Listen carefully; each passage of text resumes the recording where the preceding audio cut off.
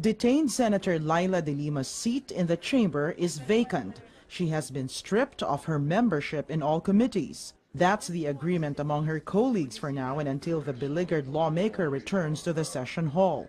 In the recent reorganization of the chamber, de Lima and her allies in the minority, Senators Frank Grilon and Antonio Trillanes, were removed from the Constitutional Amendments Committee. But another colleague in the minority bloc, Senator Kiko Pangilinan, was given the chairmanship of the committee.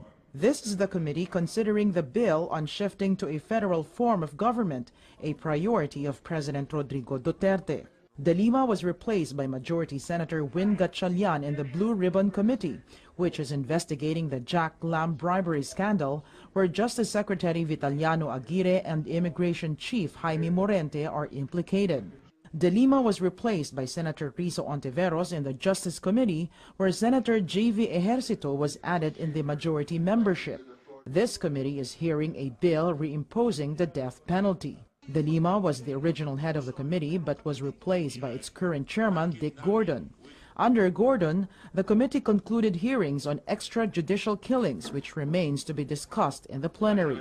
Senate President Coco Pimentel says all these was done to adjust the membership ratio between majority and minority in each committee, or to conform with the overall 18-to-6 ratio or 3:1 ratio. But even he, the lone PDP Laban member in the Senate, may not be spared from an ouster. Even if parating na yan bukas, why should you worry? Ganun talaga. He says he still has the numbers. I have 18 now. 18. 18-6 po ang hatian namin ngayon. But should they change their mind? Okay lang. The Senate shakeup started after more senators voted in favor of having former police officer Arturo Las Cañas testify in a formal investigation. Las Cañas accused President Duterte of kidnapping, murder, and bombings when he was mayor of Davao City. The voting results shocked majority senators. The hearing will push through on Monday, March 6. Cecil Ardizabal, CNN Philippines. Iniling ng Department of Justice Prosecution Panel na maglabas ang Muntinlupa Regional Trial Court ng gag order sa mga kaso ni Senator Laila de Lima. Mula sa Muntinlupa City, may report si Roderick Mendoza live. Roderick. Flora, nais ngayon ng DOJ Prosecution Panel na pagbawalan ng Muntinlupa Regional Trial Court ang mga partido sa kaso ni Senador Laila de Lima na talakayin o pag-usapan sa publiko ang merito ng mga kaso ng senadora. Sa pagdinig kanina sa sala ni Judge Juanita Guerrero, hiniling ng DOJ panel na maglabas ang korte ng gag order sa mga kaso. Ngunit ayon kay Judge Guerrero, kailangan munang maghain ng formal na motion ang prosecution bago siya magdesisyon sa hiling na mag-issue ng gag order. Directives ni Judge Guerrero kanina, so we will do it ASAP baka sa Monday. Sino po yung sakop ng ipapile yung motion? Sino dapat igag?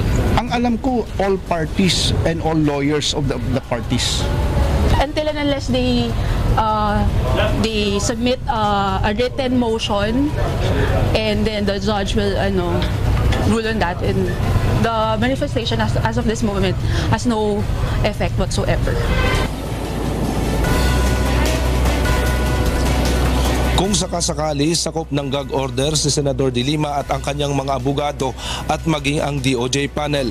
Ngunit hindi pa malinaw kung masasakop din ito sina Justice Secretary Vitaliano Aguirre. Dininig din ng korte ang hiling ng DOJ na i-consolidate o pagsamasamahin na lamang ang tatlong kaso na iksinampa nila laban kay Senador de Lima kaugnay ng umano'y pagtanggap nito ng pera mula sa mga drug lords sa New Bilibid Prison. Sa kanilang motion for consolidation noong Lunes, hiniling ng DOJ panel na isama na lang ang dalawa pang kaso ng illegal drug trading sa kasong hinahawakan ni Judge Guerrero ng Muntinlupa RTC Branch 204. Si Judge Guerrero ang nag-issue ng arrest warrant laban kay de Lima at nagpakulong sa senadora noong nakarang Huwebes. Katwiran ng prosecution, magkakapareho naman ang sirkumstansya ng mga kaso gaya ng mga akusado at iso dito at konektado ang mga testigong ipipresenta nila sa korte. Binigyan ni Judge Guerrero ng 10 araw ang kampo ni de Lima upang magbigay magbigay ng kanilang komentaryo o pagtutol dito. Pagkatapos nito ay saka lamang magpapasya ang korte kung papayagan ang kahilingan na pag-isahin na lamang ang mga kaso ni De Lima. Mariin namang tinutulan ng mga abogado ni De Lima ang consolidation ng kanyang mga kaso.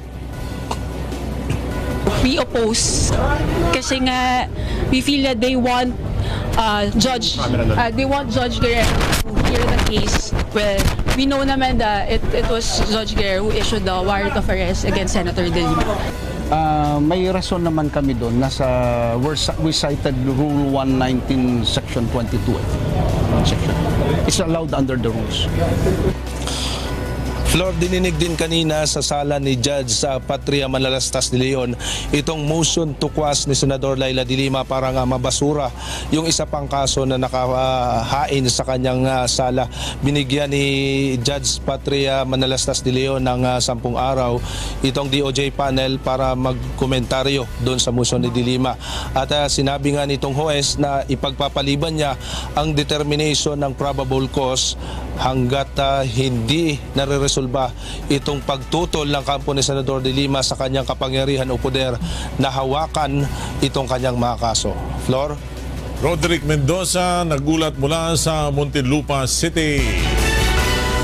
Ipinahayag ni PNP Chief Ronald Bato de la Rosa na hindi maiiwasan ang pagtaas ng kaso ng drug-related killing sa muling pagpapatupad ng pulisya sa war on drugs ng gobyerno.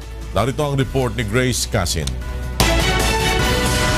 Hindi maipapangako ni PNP Chief Police Director General Ronald de la Rosa na hindi magiging madugo ang pagbabalik ng gera nila kontra iligal na droga. Aniya, hindi ito maiiwasan lalo't may mga kriminal na palaban at hindi papahuli ng buhay sa mga otoridad. It depends.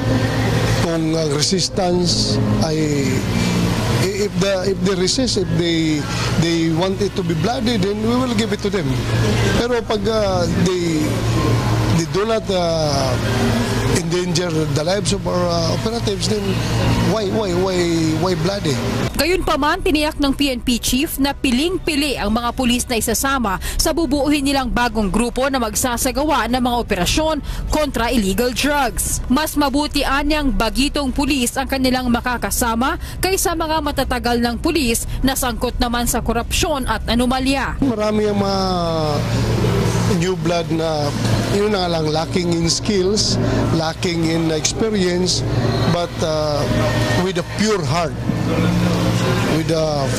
equipped with a fervor to work for the country. Suportado naman ni QCPD Director Police Chief Superintendent Guillermo Eleazar ang pagbabalik ng drug operations ng PNP kasunod ng pagdami ng mga nagtutulak ng illegal na droga sa mga barangay. Sa report kasi na na-receive natin through text message diretso sa akin, at the same time pati na rin yung mga feedback coming from the barangay officials in the community, particular sa punong barangay, talagang nagkaroon, na-witness nila yung pamamayag pag-ulit. Sa ngayon, hindi pa masabi ng hepe ng pambansang pulisya kung kailan ang opisyal na pagbabalik ng kanilang war against drugs matapos itong bigyan ng go signal ng Pangulo. Grace Casin, UNTV News and Rescue, Camp Crame. At sa iba pang mga balita, naghain ng reklamo sa Office of the Ombudsman ang isang Oplan Tokhang survivor laban sa 4 na pulis ng Quezon City. Mula sa Quezon City, may report si Mon Ocson live. Mon! Deslakay nag-file ng complaint sa Office of the Ombudsman ang nag-iisang survivor sa naging operasyon na Oplan Tokhang sa Payatas, Quezon City na si Efren Morillo. Naitaon ang paghahain ng reklamo laban sa mga pulis sa panahon ng pag-anunsyo naman ni President Duterte na muling buhayin ang war on drugs.